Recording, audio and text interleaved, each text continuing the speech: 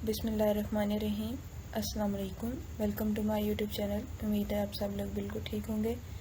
इससे जो पहले वीडियो थी CS 312 मिड टर्म प्रिपरेशन में की, उसमें हमने मॉड्यूल नंबर 1 to 4 को डिस्कस किया था। आज की वीडियो में हम लोग उससे नेक्स्ट आगे चलेंगे। मॉड्यूल नंबर 5 जो था उसमें से कोई भी इम्पोर्टेंट इस तरह का मतलब शॉर्ट या लॉन्ग के हिसाब से कोई क्वेश्चन नहीं था जो इधर मैं मेंशन करती, तो उसको छोड़ के अगर नेक्स्ट जो मॉड्यूल है मॉड्यूल नंबर 6 आज हम उससे स्टार्ट करेंगे। इसमें आपके most important short question answers हैं, तो आपने लाजमी देखनी है। वीडियो अच्छी लगी तो अपने फ्रेंड्स को भी आगे शेयर करें। अगर आप हमारे चैनल पर नहीं है तो चैनल को लाजमी सब्सक्राइब कीजिएगा। इस वीडियो के डिस्क्रिप्शन में व्हाट्सएप चैनल का लिंक है। वीयू की तमाम अपडेट्स के लिए आप उधर भी ज्वाइन कर सकते हैं। तो चलिए स्टार्ट करते हैं मॉड्यूल नंबर 6 से। इसमें जो फर्स्ट आपका इम्पोर्टेंट क्वेश्चन है ना, वो है write down the names of challenges in missing requirement. कि मिसिंग रिक्वायरमेंट्स में जो मेन चैलेंजेस हैं उनके नाम लिखें। तो उसमें फर्स्ट है मिसिंग रिक्वायरमेंट, सेकंड है चेंजिंग रिक्वायरमेंट्स, थर्ड है रॉन्ग रिक्वायरमेंट्स। तो ये जो तीनों नेम्स हैं ये आपने मस्ट याद कर लेने हैं, क्योंकि ये आपका शॉर्ट क्वेश्चन पीछे जो आपके मिड टर्म के पेपर हुए हैं लास्ट सेमेस्टर में उनमें मोस्टली ये रिपीटेड शॉर्ट क्वेश्चन था। उसके बाद सेकंड है write down the names of attributes of software requirements. Second short and long ये दोनों में आता है, शॉर्ट में भी आता है लॉन्ग में भी आता है कि एट्रीब्यूट्स ऑफ सॉफ्टवेयर रिक्वायरमेंट्स कौन कौन से हैं। तो वो उसका है verifiable, completeness, consistent, traceability. Most important ये दोनों जो क्वेश्चन है फर्स्ट और सेकंड मॉड्यूल नंबर 6 का, ये most important short question answers हैं। और ये जो एट्रीब्यूट्स हैं ये लॉन्ग में भी आता रहा है कि एट्रीब्यूट कौन सा सॉफ्ट रिक्वायरमेंट के, वेरीफिएबल, कंप्लीटनेस, कंसिस्टेंस, ट्रेसिबिलिटी। उसके बाद नेक्स्ट है write down the names of quality matrix of a system.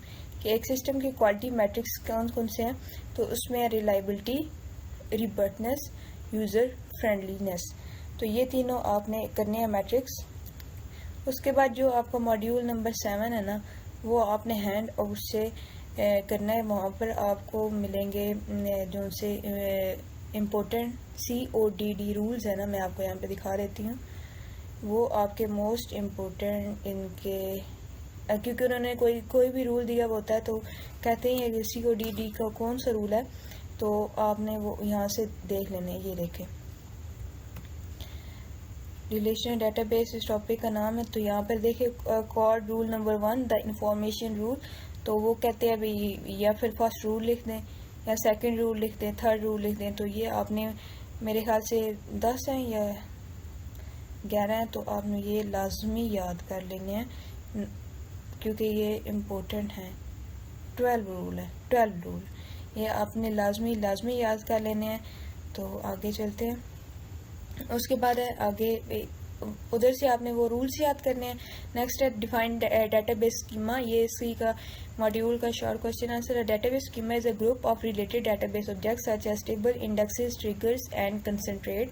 के डेटाबेस स्कीमा जो है एक ग्रुप रिलेटेड डेटाबेस ऑब्जेक्ट्स है जिसमें टेबल्स आते हैं, इंडेक्सेस आती है, ट्रिगर्स आते हैं, कंस्ट्रेंट आती है, जो कि स्ट्रक्चर को डिफाइन करते हैं। किसके स्ट्रक्चर? डेटाबेस का। ये एक ब्लूप्रिंट की तरह सर्व करते हैं, ये लॉजिकल ग्रुपिंग की तरह, जहाँ पर ऑब्जेक्ट्स जो होते हैं वो होते हैं, उनकी एंटिटीज़ की आउटलाइनिंग होती है, उनके रिलेशनशिप्स होता है और उनके जो असेस करती है प्रिविलेज करने के लिए वो होती है। ये जो स्कीमा होता है ये टिपिकली क्या होता है, ये डेटाबेस डिज़ाइनर्स जो है ना डिज़ाइन करते हैं, और ये हेल्प किसको करती है? प्रोग्रामर्स को। तो ये डेटाबेस स्कीमा की आपने डेफिनेशन याद करनी है, शॉर्ट में आ जाती है। उसके बाद most important short question answer के SQL की डेफिनेशन। ये तो लेना भी है तो, लेकिन जो इसकी टाइप्स हैं वो आती हैं पेपर में के टाइप्स ऑफ SQL। तो SQL क्या है?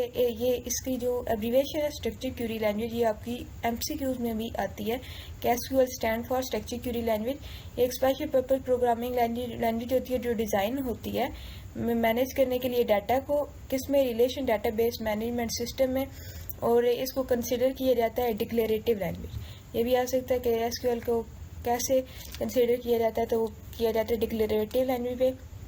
अब इसमें कैसे होता है, ये डाटा को मैनिपुलेट करता है, उसको एडजस्ट करता है सारा कुछ। अब टाइप्स ऑफ लैंग्वेजेस हैं data definition language DDL, data manipulation language DML, data control language DCL और डाटा रीट्राइवल लैंग्वेज DRL। इनकी ये शॉर्ट फॉर्म दी हुई होगी तो आपसे फुल फॉर्म पूछ सकते हैं MCQs में। बाकी शॉर्ट में आपसे पूछ सकते हैं write down the types of SQL language. उसके बाद है डिफाइन DDL एंड DML। तो ये DDL डिफाइन करता है डाटाबेस के स्ट्रक्चर्स को, और क्या करता है, ये डाटाबेस के ऑब्जेक्ट्स को क्रिएट करता है। एक तो इसका काम हो गया, ये डाटाबेस के जो स्ट्रक्चर्स है उसको डिफाइन करता है और उसके बाद क्रिएट करता है डाटाबेस के ऑब्जेक्ट्स को।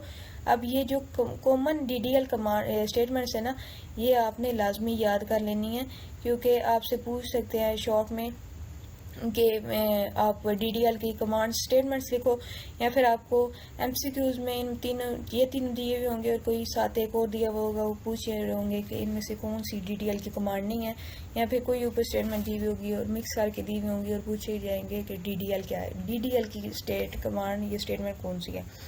तो DDL की फर्स्ट है क्रिएट क्या करता है, ये एक न्यू डाटाबेस के ऑब्जेक्ट को क्रिएट करता है, जैसे कि टेबल होगा, इंडेक्सेस होगी, यूजर्स होंगे, व्यूज होंगे। उसके बाद अल्टर क्या होता है, ये मॉडिफाई करता है, मतलब जो डाटा आपके डाटाबेस में है उनमें चेंजेस करने के लिए, ये उसको मॉडिफाई करने के लिए आप अल्टर का यूज़ करते हैं। ड्रॉप का क्या यूज़ होता है, ड्रॉप कोई भी ऑब्जेक्ट आपने डाटाबेस से एग्जिस्टिंग आपके डाटाबेस में जो डाटा पड़ा हुआ है इस टाइम, अगर उसमें से आपने कुछ डिलीट करना है तो उसके लिए हम ड्रॉप स्टेटमेंट का यूज़ करेंगे। उसके बाद है DML क्या करता है, ये मैनिपुलेट करता है डाटा को डाटाबेस के अंदर। डाटाबेस में डाटा को मैनिपुलेट करने के लिए हम DML का यूज़ करते हैं। इसमें आप कॉमन स्टेटमेंट्स कौन सी हैं, इंसर्ट, अपडेट, डिलीट। इंसर्ट क्या होता है, ये कोई भी न्यू रो या ऐड करने के लिए टेबल में उसके लिए यूज़ होता है। अपडेट क्या होता है कि कोई भी आपने वैल्यू टेबल के अंदर चेंज करनी हो तो उसके लिए हम अपडेट का यूज़ करते हैं। डिलीट, कोई भी रो जो होती है टेबल से उसको हमने डिलीट करना हो तो हम डिलीट का यूज़ करते हैं। उसके बाद है डिफाइन DCL एंड DRL। तो डाटा कंट्रोल लैंग्वेज उसको बोलते हैं DCL को, और ये कंट्रोल करता है, कंट्रोल और असेस करता है डाटाबेस के डाटा को। उसके बाद इसकी कमांड्स है grant, revoke, commit, roll back, save, point. तो ग्रांट करता है, ये असेस देता है किसी भी राइट को। उसके बाद विड्रॉ या असेस राइट करता है। रिवोक सेव डाटाबेस चेंजेस, जो भी डाटाबेस में चेंजेस होती हैं उनको सेव करने के लिए। कमिट का यूज़ होता है। रोल बैक, आपने जो चेंजेस किए हैं उनको बैकअप करने के लिए सेम इसी तरह डाटा हो जाए जैसे पहले था, तो उसके लिए हम रोल बैक यूज़ करते हैं।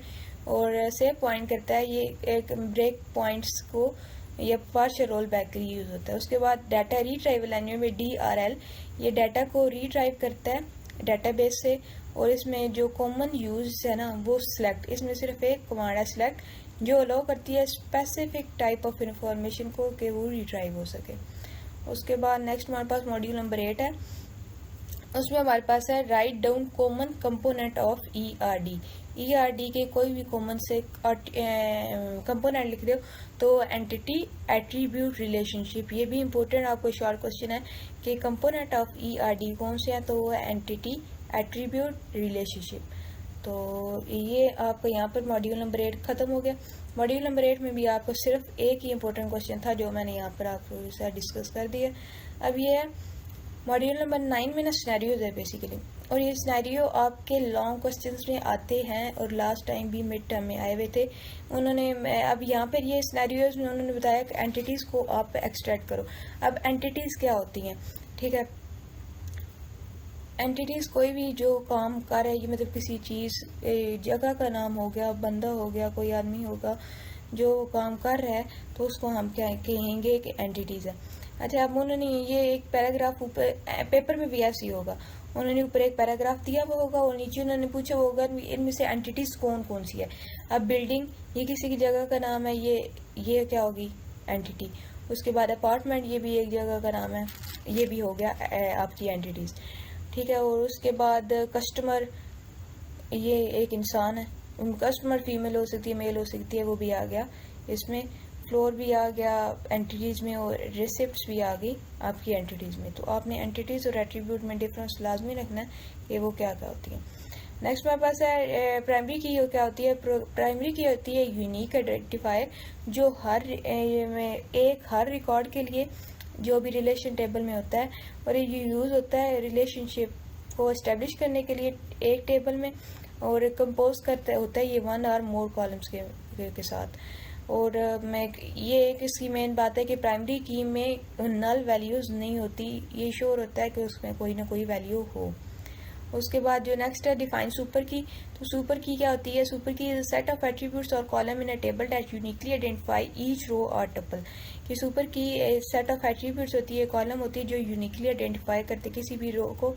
अच्छा, ये एक सिंगल कॉलम भी हो सकता है और कम्बिनेशन मतलब ये एक नहीं होती है, एक से ज़्यादा भी हो सकती हैं। और इसमें मल्टीपल सुपर कीज होती हैं, but no two rows can share the same combination of value. लेकिन कोई भी दो रो एक सेम कम्बिनेशन ऑफ वैल्यूज का इस्तेमाल नहीं कर सकते इसमें। उसके बाद है difference between candidate key and unique key. Unique key क्या होता है? Unique key is a set of column or key is a column or set of column that uniquely identifies each row in a table. कि एक unique key क्या होती है? एक column होता है, ये सेट ऑफ कॉलम होता है जो आइडेंटिफाई करता है हर रो को टेबल के अंदर। इसमें नल वैल्यूज भी होती हैं, but only 1 value is allowed. लेकिन एक ही वैल्यू अलाउ होती है, नल वैल्यू भी इसमें होती हैं। हर table can have multiple unique key और एक टेबल में मल्टीपल यूनिक कीज हो सकती हैं। उसके बाद कैंडिडेट की क्या है? कैंडिडेट की है एक सेट ऑफ कॉलम्स है जो यूनिकली आइडेंटिफाई करता है ईच रो को, ठीक है।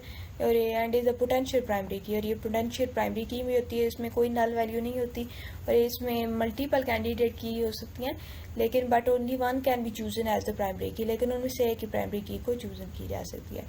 उसके बाद write down types of relationship. तो 3 टाइप्स ऑफ रिलेशनशिप्स है, 1 to 1, 1 to many, many to many। 1 to 1 में एक ही एंटिटी होती है जो रिलेट करती है दूसरी एंटिटी के साथ। लेकिन 1 to many में यह होता है कि एक एंटिटी होती है लेकिन ये वो मल्टीपल एंटिटीज़ के साथ इंटरेक्ट कर रही होती है, ये रिलेट कर रही होती है।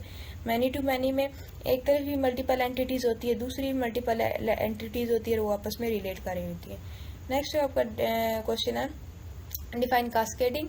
और कास्केडिंग क्या होता है? ये एक ऑटोमेटिक प्रोपोगेशन ऑफ चेंजेस हैं, ये एक्शन होती हैं जो एक एंटिटी को दूसरे के साथ या दूसरी डेटाबेस टेबल में एक एंटिटीज़ को रिलेट कर रही होती हैं।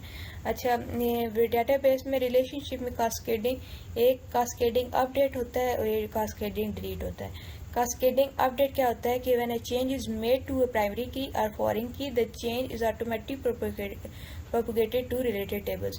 कि कोई भी चेंजेस अगर प्राइमरी की या फॉरेन की के साथ मेड की जाती हैं तो वो ऑटोमेटिकली चेंज हो जाता है, जो जिन टेबल के साथ कास्केडिंग में वो रिलेट कर रहे हैं उधर भी वो ऑटोमेटिकली वैल्यूज चेंज हो जाती हैं।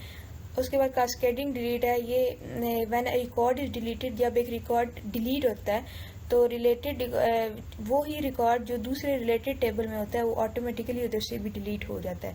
कास्केडिंग जो होती है ना, ये हेल्प करती है डाटा की कंसिस्टेंसी में, इंटेग्रिटी में, ताकि इंश्योर करे जो चेंजिंग होती हैं या जो भी आप एक टेबल में हो रहा है वो दूसरे टेबल में भी कंप्लीट चेंज हो जाए। उसके बाद क्या है मॉड्यूल नंबर 10। मॉड्यूल नंबर 10 में एक क्वेश्चन है डिफाइन सुपर टाइप एंड सब टाइप। तो सुपर टाइप एंड सब type of concept used in entity relationship modelling and database design. ये एक एंटिटी रिलेशनशिप मॉडलिंग होती है जो डेटाबेस में यूज़ होती है। सुपर टाइप क्या होती है? सुपर टाइप ये एक जनरल एंटिटी होती है जो इनकम्पोज करती है मल्टीपल सब टाइप्स को। अच्छा, इनको रिप्रेजेंट किया जाता है ब्रॉड कैटेगरी और पेरेंट एंटिटी। सुपर टाइप को हम पेरेंट एंटिटी भी कहते हैं, जिसमें vehicle is a super type that include car, trucks, motorcycle etc। मतलब हम एक व्हीकल का यूज़ करके हम उनमें बहुत सी मतलब आगे अपनी व्हीकल्स को इंक्लूड कर रहे होते हैं, जिसमें कार हो गया, ट्रक हो गया, मोटरसाइकिल हो गया।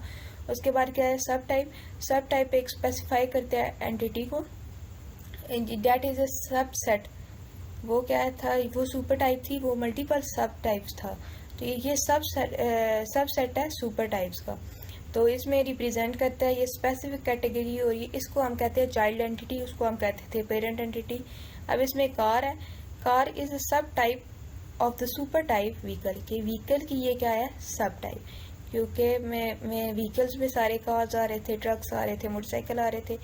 तो जो सुपर टाइप और सब टाइप रिलेशनशिप है ना, ये लो करता है इनहेरिटेंस को कि इनमें एट्रीब्यूट्स में और रिलेशनशिप में, और ये डाटा की कंसिस्टेंसी और रेडुडेंसी को रिड्यूस करता है। तो ये आपका मिड टर्म का जो तमाम सिलेबस था वो मैंने आपको शॉर्ट फॉर्म में इसके short question answer long question के हिसाब से बता दिया। इंशाल्लाह जो नेक्स्ट वीडियो आएगी उसमें हम इसके इम्पोर्टेंट MCQs भी हम देखेंगे कि कौन कौन से इम्पोर्टेंट MCQs बन रहे हैं। तो इन तमाम अपडेट के लिए आपको हमारे चैनल को लाइक करें, सब्सक्राइब करें और अपने दोस्तों के साथ भी इस वीडियो को शेयर करें ताकि सबकी हेल्प हो सकते। उम्मीद है आपको वीडियो अच्छी लगी होगी।